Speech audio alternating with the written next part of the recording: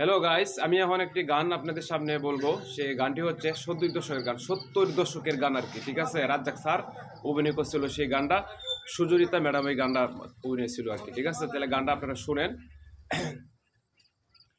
ওই রাত ডাকে, ওই চাঁদ ডাকে, আজ তুমি কোথায়?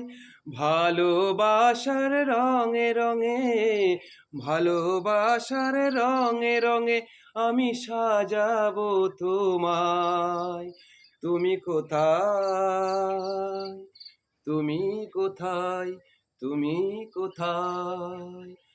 এমন করে ডাকো যদি, এমন করে ডাকো যদি, আমার ঘরে তাকায় দায়। ওই রাত ডাকে, ওই চাঁদ ডাকে, আজ তুমি কোথায়? তুমি কোথায়? ধন্যবাদ।